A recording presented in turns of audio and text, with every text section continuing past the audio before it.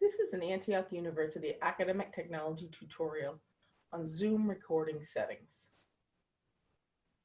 To begin, go to AU Direct and click the Zoom link.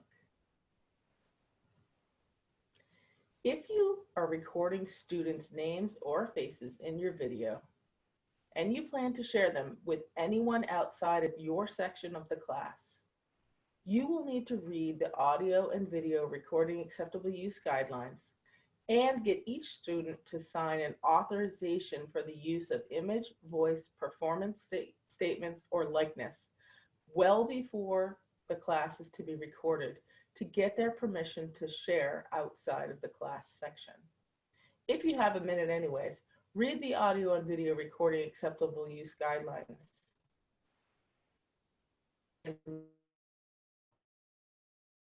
Well before your class is ready to record, sign into your Zoom account using your antioch.edu email address. Once you're in your meetings page, go to your settings in the left bar, and then go to the top and click on the recording settings. By default, local recording will be turned on, and cloud recording will be turned on if you have a pro account, which all faculty can have. It's set up so that only the host can give permission for participants to record locally. Do remind the students, if they record locally, they are not allowed to share the video with anyone outside the section. Or better yet, don't allow your students to record and you control the recording and who it can be shared with. The cloud recording settings are a little bit different. There's a lot more options. By default, it records the active speaker with the shared screen. The active speaker is in the upper right of the shared screen in a small box so that you can see most of the screen you're sharing.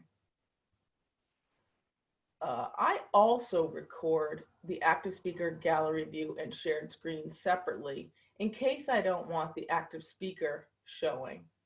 So I usually uncheck active speaker and gallery view.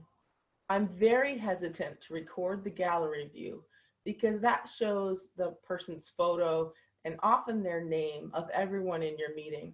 And if you're ever going to share that anywhere, you'd need to get written permission to share it. So this makes it a lot safer that you're not going to violate FERPA because you're not recording anyone's name or face unless they speak their full name during the course of the recording. And I always ask people before recording if they have any objections to being recorded. Also, it's good to record an audio only file in case you ever need to edit the audio track or import it into some video editing software.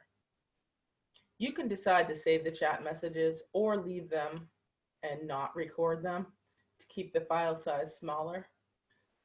If you're trying to take notes on the meeting, sometimes the chat messages can be helpful. The most important thing to click in this settings is the audio transcript. Zoom does an excellent, although not perfect job at creating a text transcript of what is spoken during the video. It saves a lot of time instead of writing your own transcript by hand. And it can be edited to fix any imperfections that show up. When you're done changing your settings, hit save and you're ready to record.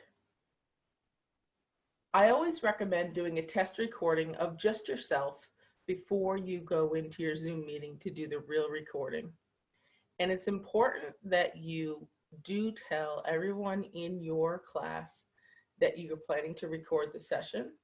And it's often a good idea to start recording while you are giving the mention that you are planning to record and does anyone have any objections, because then you have a recorded record that no one objected, or give them an alternative to leave the meeting to do so.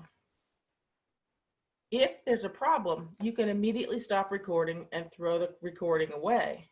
So you haven't done anything wrong, but you've captured their consent if you do that.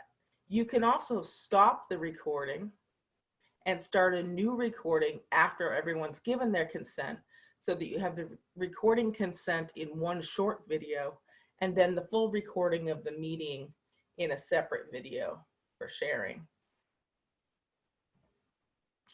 That's all there is to setting up your Zoom settings. Our next session will be on how to actually record in Zoom. If you have any questions, please contact us at at@antioch.edu.